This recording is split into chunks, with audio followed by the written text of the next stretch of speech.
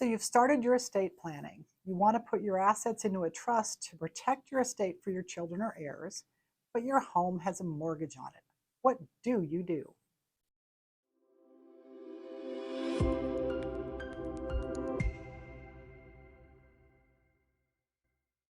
Hello, my name is Carla Hartley. I'm the managing partner for Hartley Law Group, which is a family law and probate law firm practicing and licensed to practice in both Texas and California.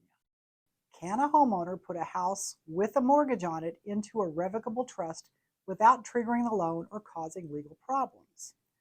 The short answer is yes, but how safe that answer is depends heavily on which state you're in.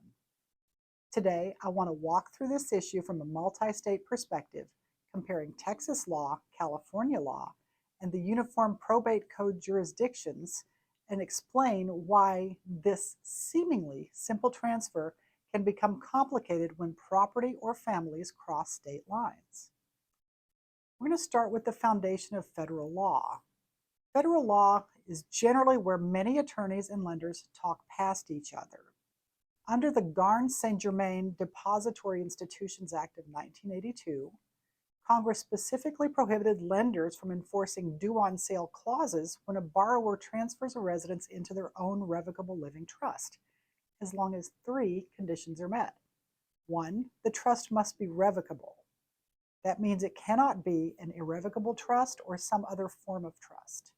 Two, the borrower must remain a beneficiary of the trust. And three, the borrower must continue to occupy the property as a residence. That rule applies nationwide, regardless of what the mortgage says and regardless of state law. Federal law preempts. Now, I want to add a caveat.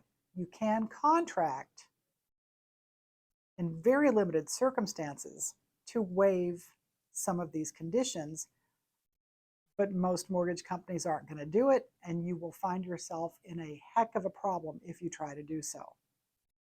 Get good legal counsel before you try to evade these very basic requirements. So from a mortgage standpoint, Texas, California, and Uniform Probate Code states all start at the same place. Texas is where drafting really matters. Where things get interesting is when we layer in state homestead law, and no state illustrates this better than Texas. Texas homestead rights are not merely statutory, they're constitutional under our state constitution. That means these are powerful protections, but also unforgiving. Texas does allow a homestead to be placed into a revocable trust without losing homestead protection, but only if the trust is properly structured. The trust must be revocable, the homeowner must be a beneficiary, and critically, the trust must, with its language, clearly preserve the homeowner's right of occupancy and homestead use.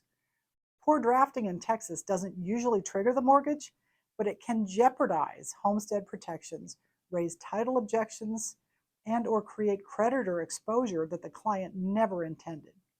In Texas, this isn't a form exercise, it's a precision exercise. California approaches the same transfer very differently. And again, we're talking about a transfer from your names into a trust for a family residence. Placing a residence into a revocable trust in California is routine. Lenders rarely object. Title companies are comfortable.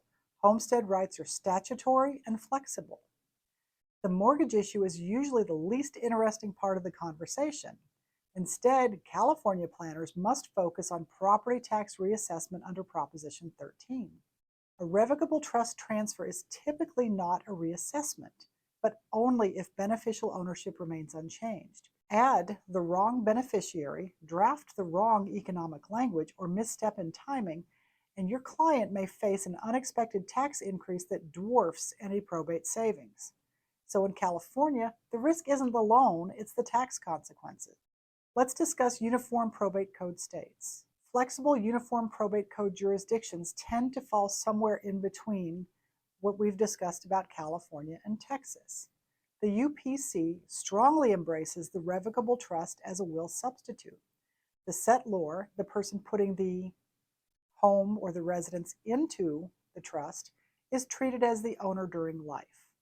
Transfers into revocable trusts are generally clean and predictable.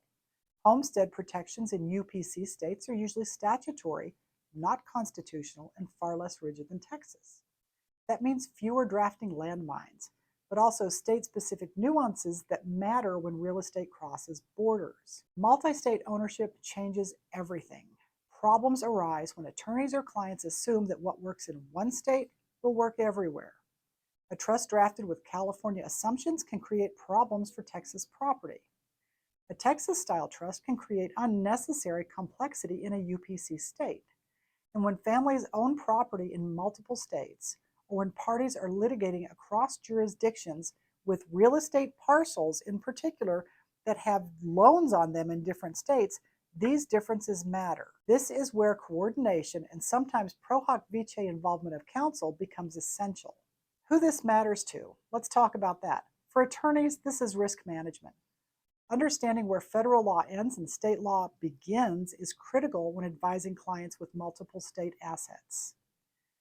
For clients, this is about confidence. A trust should simplify your life, not create surprises with lenders, taxes, or title companies. I want to be really clear here. We're discussing putting a home in which you are an occupant into a trust. The occupant must be the beneficiary of the revocable trust. You are going to run into different problems if you have real property that you don't occupy, that has a mortgage on it, that you are putting into a trust. That's going to require a different conversation. And with that caveat, I'll move on. The good news for your family residents is that with proper planning, placing your mortgaged home into a revocable trust is safe, effective, and widely accepted. The key is knowing which rules are federal, which are state-specific, and where the real risks actually occur. If you're an attorney handling a matter that crosses state lines, or a client with property in more than one jurisdiction, our firm regularly assists with coordination, drafting review, and pro hoc vice services where appropriate. My name is Carla Hartley, and I hope this has been helpful to you.